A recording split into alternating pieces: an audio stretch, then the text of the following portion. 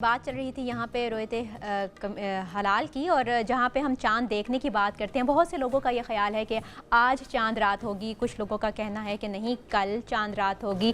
तो ये सारी कुछ ऐसी सिचुएशंस हैं और इससे इतने ज़्यादा सवाल हमारे जहन में जन्म लेते हैं कि हमें उनका जवाब इस्लाम में कुरान और हदीस की रोशनी में चाहिए। शरन किस तरह हम इन सारी चीज़ों को आगे लेके चल सकते हैं कि हमारे आपस में इख्तलाफात ना हो, उन सबको हम हल करने के लिए चाहते हैं कि हमारे जो पीर साहब हैं वो हमें बताएं। पीर साहब, रोयते हलाल कमेटी है, फिर इस तरह बहुत से लोग अपनी आंख से चांद देखते हैं, फिर बिलीव करते हैं। मुख्तलिफ शहरों में कहीं पे तस्दीक होती है, कहीं पे तस्दीक नहीं होती। तो क्या किसी एक इलाके में चांद देख लेने से पूरा मुल्क ईद मना सकता है या सिर्फ वो इलाका ही ईद मना सकता है? बिस्मिल्लाहिर्रहमानिर्रहीम। सबसे पहले जो तिरमिज़ी शरीफ और बाकी अहादीस की किताबों में इस हवाले से रवायात मौजूद हैं। चांद रोज़ा भी चांद देख के रखना चाहिए और इसी तरह ईद भी, लेकिन गवाही जो होती है, मसलन अगर किसी एक इलाके में एक बंदा कहता है कि ये 2 बंदों ने 3 बंदों ने देखा है चांद, लेकिन अब वो आगे बताएंगे, तो शरीयत ने यहाँ तक पाबंदी की है कि जो गवाही दे रहे हैं, जो रावी हैं जिन्होंने चांद देखा है, उनका भी देखना है, हालांकि वो उनका तकवा, तहारत, उनका लेवल क्या है, उनका म्यार क्या है। यानी कि हर इंसान बराबर नहीं है। ये वोट वाला मामला नहीं कि सारे वोट बराबर है।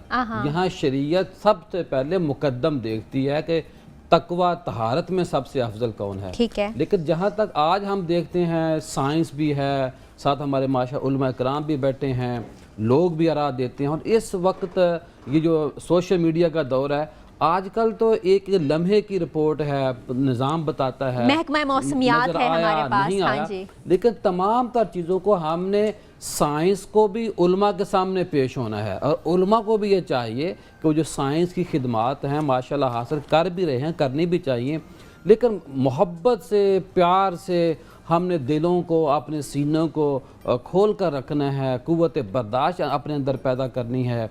जो चाँद देखते हैं उनको भी देखना ज़रूर है। और नबी पाक सल्लल्लाहु अलैहि वसल्लम ने सिर्फ एक इस चाँद को देखने का नहीं कहा था, अल्लाह के नबी ने 4 महीनों के चाँद का कहा है। अच्छा, वो 4 माह के शुबान है, शिवाल है, और हज का जो चाँद नज़र आता है ज़िकद, ये भी चाँद देखने हैं। हम सिर्फ इस चाँद के ऊपर जोर देते क्योंकि हमें ईद मनाने की जल्दी होती है, शामिल होना होता है। तो रसूल पाक सल्लल्लाहु अलैहि वसल्लम की इस उम्मत के ऊपर बड़ा फजल करम है। लेकिन दूसरी तरफ हमने ये भी देखना है, ये जो रात है, इस रात को जितने गुनाहगार लोगों की बख्शिश पूरे रमज़ान में होती है, चांद रात उन तमाम की तादाद के बराबर अल्लाह पाक गुनाहगारों को बख्श देता है। रसूल पाक सल्लल्लाहु अलैहि वसल्लम उम्मत के ऊपर जब अल्लाह करम फरमाता है, तो जो शैतान इस रात रोता है, वो चीखो पुकार करता है, उसके जो चेले हैं, जो छोटे शैतान हैं, वो पूछते हैं क्या मामला हुआ, क्यों रो रहे हैं। कहता है कि मेरे साथियों, यानी अपने साथियों को कहता है कि ये जो रात है फजल वाली रात है, अल्लाह जो इस रात क़याम करेगा उनको अल्लाह बख्श देगा। और साथ शैतान क्या कहता है कि गलियों में फैल जाओ और लोगों को गुमराह करो।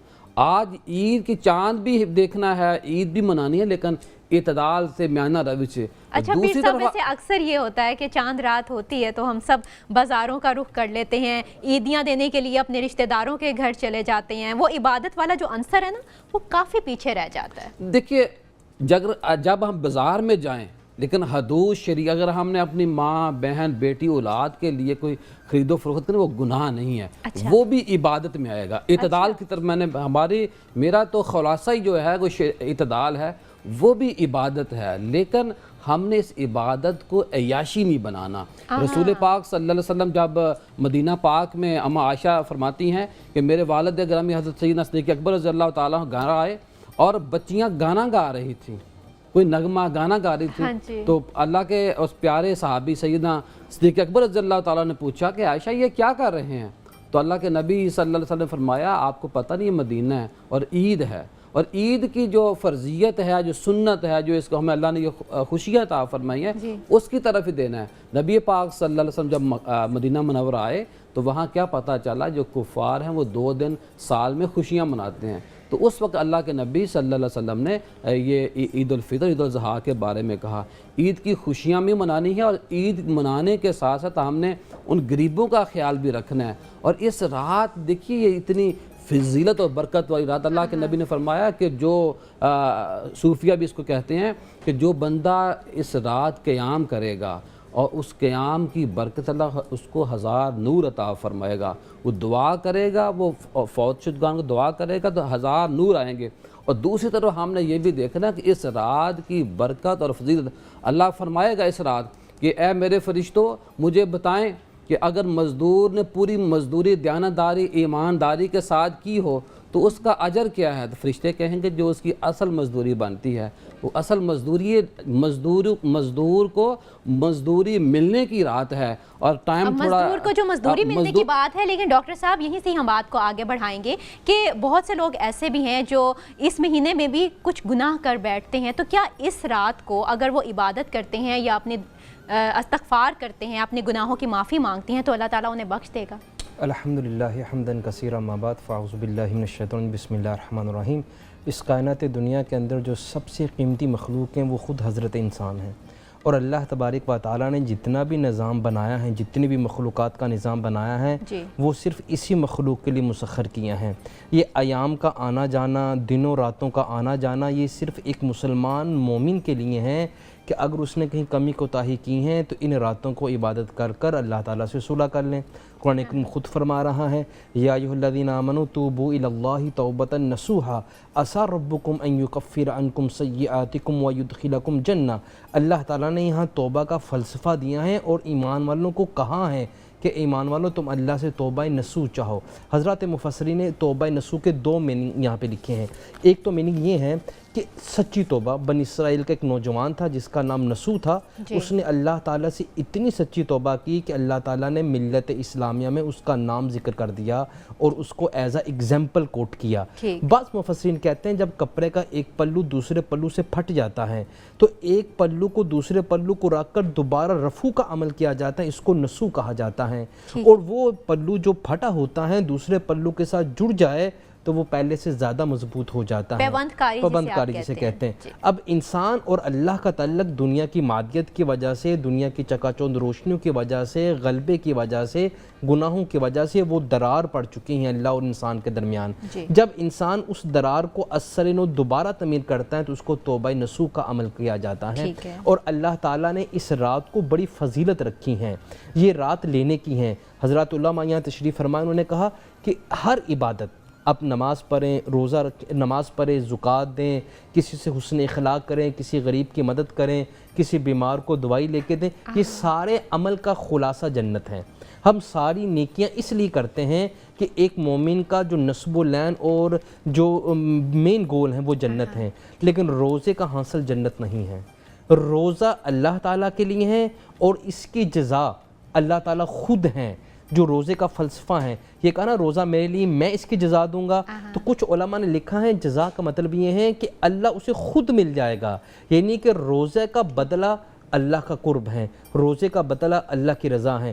حدیث میں آتا ہے جس طرح آج رات لیلۃ الجائزہ کی رات ہے, اسی طرح عید کا دن یوم الجائزے کا دن ہے. یعنی کہ اس دن اللہ تعالیٰ فرشتوں کی ٹولیوں کو بھیجتے ہیں اور وہ ندا کرتے. ان ندا کو صرف مخلوقات, پوری دنیا میں تقریباً 17,000 سے زائد مخلوقات ہیں, ان 17,000 مخلوقات میں سے صرف 2 مخلوقات ایسی ہیں, جن اور انسان, جو ان فرشتوں کی منادی نہیں سن سکتے. باقی ساری مخلوقات منادی سنتی ہیں. وہ صبح منادی کرتے ہیں کہ بندو اٹھو اللہ کی طرف جو غفور الرحیم ہیں, جو عبادتوں کا اور روزوں کا بدلہ دینے کے لیے تیار ہیں, تم مجھ سے مغفرت طلب کرو, وہ تمہیں معاف کرنے کے لیے تیار ہیں. جب لوگ عیدگاہ میں جاتے ہیں تو اللہ تعالیٰ فرشتوں سے استفسار کرتے ہیں کہ یہ میرے بندے کیوں آئے ہیں, کیا لینے کے لیے آئے ہیں؟ تو فرشتے کہتے ہیں یا اللہ یہ اپنی مزدوری لینے کے لیے آئے ہیں. پرانے کپڑوں میں عید منانا شرمندگی کی بات نہیں ہے. شرمندگی کی بات اس شخص کے لیے ہے جس نے روزے نہیں رکھے اور وہ بھی عید منانے کے لیے تیار ہیں, اس کے لیے شرمندگی کا باعث ہیں. تو جب اللہ تعالیٰ ان سے پوچھتے ہیں تو کہتے ہیں یا اللہ یہ تو مزدوری لینے کے لیے آئے ہیں. تو اللہ تعالیٰ وہاں پہ اعلان کرتے ہیں اور گواہ فرشتوں کو بناتے ہیں, اے فرشتے گواہ رہنا, ان لوگوں سے کہہ دو بخشے بخشائے اپنے گھروں میں چلے جاؤ۔ تو اس لیے عید کا دن امت مسلمہ پہ بہت بڑا احسان کا دن ہے، جب ہر انسان کو سرٹیفکیٹ ملتا ہے اللہ کی رضا کا، اللہ کی مغفرت کا، اللہ کی بخشش کا۔ اس لیے عید کی نماز کو معمولی نہ سمجھا جائے، حالانکہ یہ فرض نہیں ہے، لیکن یہ ان لوگوں کے لیے جنہوں نے اللہ تعالیٰ کی رضا چاہیے، انہیں پلٹنا ہوگا۔ اس لیے توبہ سب سے بڑی عبادت ہے، بلکہ توبہ تمام عبادتوں کا دروازہ ہے۔ کسی کو مایوس ہونے کی ضرورت نہیں ہے، اس رات سب کی بخشش ہے جو اللہ سے لینا چاہتا ہے۔